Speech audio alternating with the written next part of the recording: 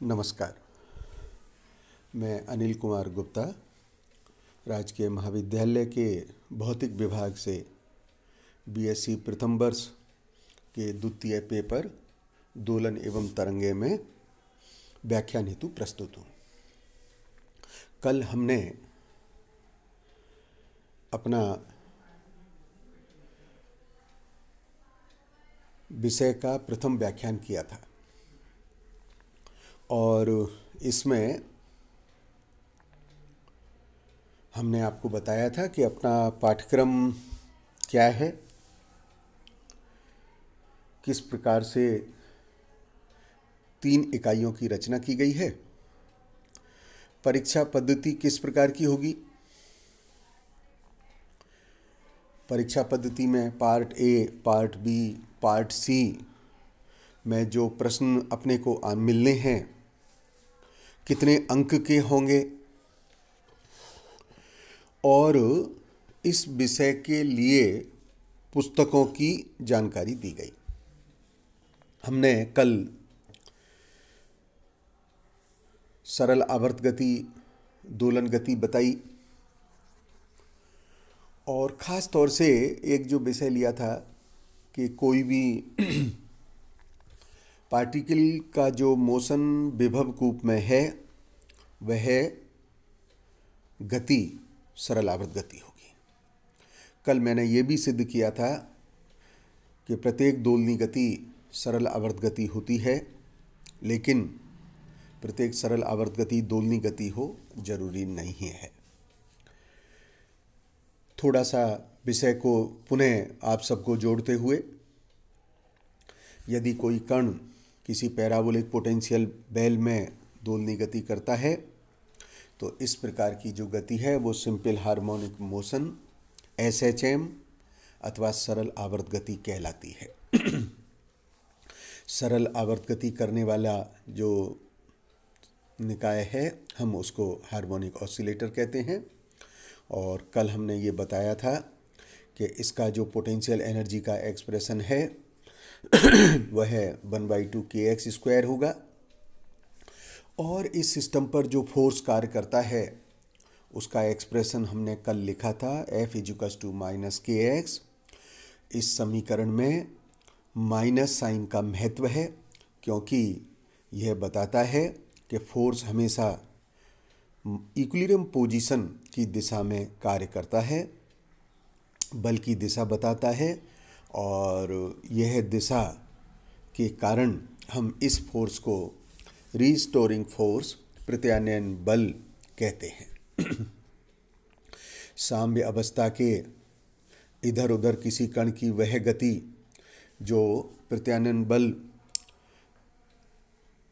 विस्थापन के अनुक्रमानुपाती हो और जिसकी दिशा सदैव हमेशा साम्य अवस्था की ओर बनी रहती है, इस प्रकार का जो बल है यह बल प्रत्यानयन बल कहलाता है।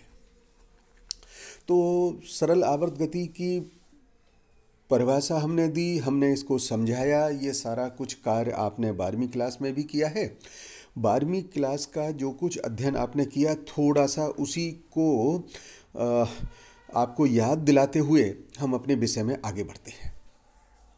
सर्वप्रथम प्रश्न उठता है कि इस प्रकार की जो गति है उसकी समीकरण क्या होगी। जब कोई कण जिसका द्रव्यमान m है मीन इक्विलिब्रियम पोजीशन के टू एंड फ्रो मोशन कर रहा है तो उस पर जो त्वरण है वो d2x/dt² है। तो उस केस में न्यूटन के सेकंड नियम के अनुसार जो फोर्स कार्य करेगा उसका मान होगा F = ma अर्थात F = m d2x/dt²। परंतु यहाँ पर जो रीस्टोरिंग फोर्स हमने डिफाइन किया है वह SHM के लिए जो फोर्स डिफाइन किया है वह है F = -kx। देयरफॉर दोनों बलों की समीकरण को समान कर दीजिए, तुल्य कर दीजिए और तुल्यता जब हम करते हैं तो यह समीकरण हमको मिलती है m d2x/dt² = -kx और d2x/dt² = -k/mx। के बाई एम को हम ओमेगा जीरो स्क्वायर कहते हैं, एंगुलर फ्रीक्वेंसी से रिलेटेड पैरामीटर है। और इस कारण से हम इस प्रकार की जो गति है उसका जो समीकरण होगा वह है समीकरण d2xy/dt² plus omega zero square x बनता है, जिसको कि मैंने समीकरण 4 से दर्शाया है। यह हमारी सिंपल हार्मोनिक ऑसिलेशंस के लिए एक मास्टर इक्वेशंस है, और आगे के जितने भी एक्सप्रेशंस निकलेंगे वो सभी इसी मास्टर इक्वेशन से ड्राइव होंगे। सर्वप्रथम हम प्रयास करते हैं कि इस प्रकार की जो गति कर रहा है दोलक, उसके लिए वेग का क्या क्या समीकरण होगा। तो समीकरण 4 में dx/dt से दोनों पक्षों को हमने गुणा किया। जब गुणा किया तो ये समीकरण इस प्रकार का बना है, dx/dt is equals dx/dt d2xy/dt² is equals to minus omega square x dx/dt। हम जानते हैं कि जो वेलोसिटी है वो dx/dt होगी। परिणाम स्वरूप अब हम इस समीकरण को लिख सकते हैं b db/dt, b db/dt, db/dt is acceleration, so it is equals to minus omega square x dx/dt, hence v dv is equals to minus omega square x dx। therefore अब हम जब इसको सॉल्व करते हैं, इंटीग्रल का sign यहाँ पे रह गया, अगर हम इसे सॉल्व करते हैं तो ये मान होगा b²/2 is equals to minus omega zero square x² / 2 plus c। आप सभी जानते हैं, मैथमेटिक्स पढ़ के आ रहे हैं, c का मतलब इंटीग्रेशन कांस्टेंट है। इस कांस्टेंट की हमको वैल्यू निकालनी है। वैल्यू कैसे निकलेगी, कुछ हम बाउंड्री कंडीशंस के मान को सब्स्टिट्यूट करेंगे, और इस केस में हम जानते हैं कि जब कभी महत्तम मैक्सिमम डिस्प्लेसमेंट होता है, जिसको कि मैं एम्पलीट्यूड बोलता हूँ, तो उस केस में वेलोसिटी का मान 0 होता है। इसका क्या अर्थ हुआ कि यदि दोलन का आयाम a है, x बराबर a है, तो dx/dt 0 होना चाहिए। वही शर्त हम इसमें रख रहे हैं, तो dx/dt बराबर 0 हो गया, तो 0 is equals to minus omega zero square plus c। और इस प्रकार से हम इस साइन ऑफ इंटीग्रेशन का मान निकाल ले रहे हैं, और ये मान निकल के आ गया है ओमेगा जीरो स्क्वायर a²/2। इस कांस्टेंट इंटीग्रेशन के मान को यहाँ पर सब्स्टिट्यूट किया, और जब हम इस मान को सब्स्टिट्यूट करते हैं तो वेलोसिटी का एक्सप्रेशन निकल के आ जाता है, velocity is equals to omega zero √a² minus x²। अब इस प्रकार के जो एक्सप्रेशन निकल के आ रहे हैं ये आपको बिल्कुल याद रखने हैं, क्योंकि जब हम ये पूरा अध्याय कर लेंगे तो आप देखेंगे कि न्यूमेरिकल जो अपने प्रॉब्लम्स हैं, अंकित प्रश्न हैं, उनमें इस प्रकार के जो समीकरण हैं उनका हमें डायरेक्ट उपयोग करना है। वेलोसिटी निकालने के बाद अब हम डिस्प्लेसमेंट का समीकरण निकाल सकते हैं। Displacement of an oscillator b is equals to dx/dt, क्योंकि वेलोसिटी का एक्सप्रेशन है b is equals to omega zero √omega zero a² minus x²। Therefore it is dx/√a² minus x² is equals to omega zero dt। और left hand side का जो integral है ये आपने 12th class में सीखा हुआ है, इसका मान हो गया sine inverse x/a is equals to omega zero t plus phi. Again x का मान लिखा लिए, x बराबर हो गया a sine of omega t plus phi, और इस समीकरण में ओमेगा t प्लस फाई को हम परिणामी कला के रूप में व्यक्त करते हैं।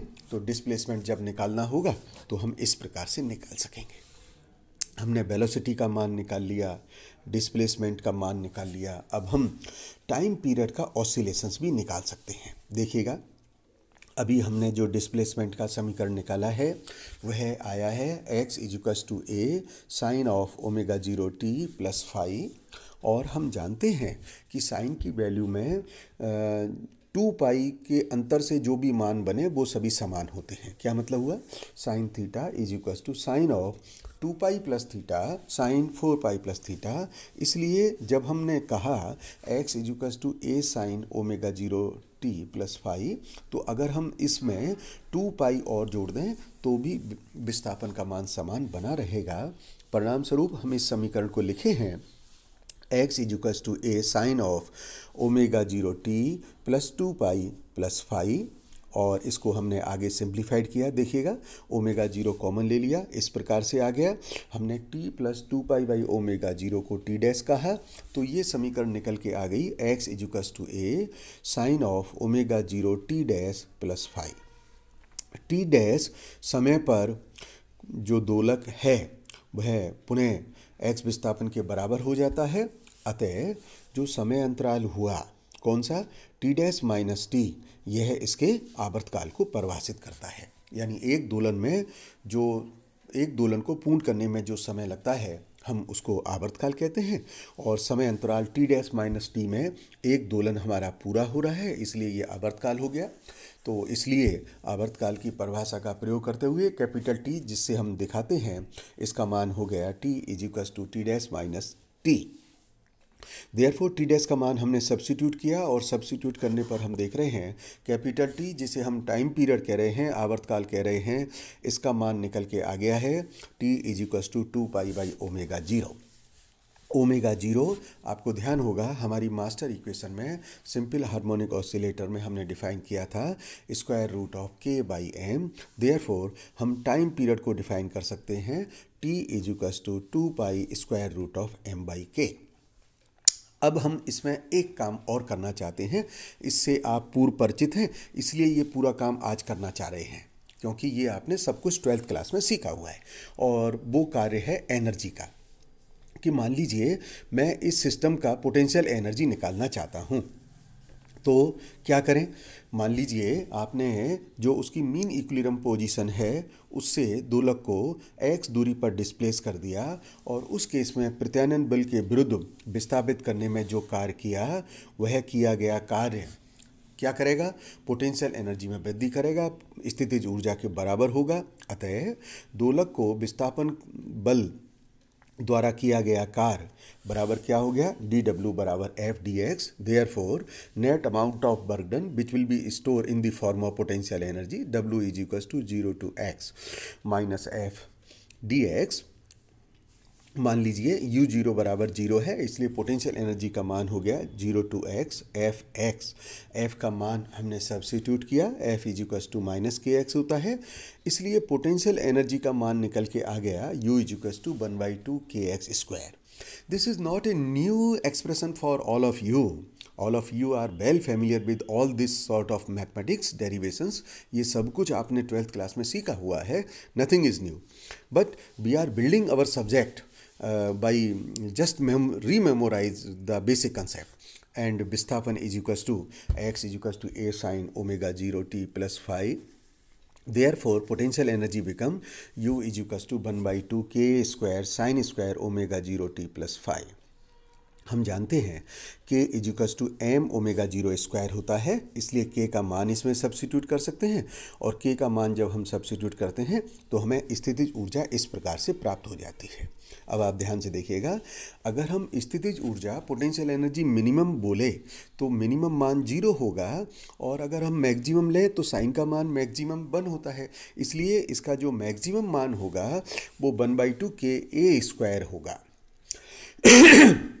यदि हम एवरेज वैल्यू निकालना चाहें तो एवरेज जो निकाली जाती है वो आपको ध्यान है, वो किस प्रकार से निकालते हैं कि एक साइकिल में जो भी पोटेंशियल एनर्जी का मान 0 से लेकर 1/2 के स्क्वायर तक परिवर्तित होगा, उसके लिए किस प्रकार से हम एक्सप्रेशन लिखेंगे एवरेज वैल्यू के लिए, 1/t 0 to t u d T.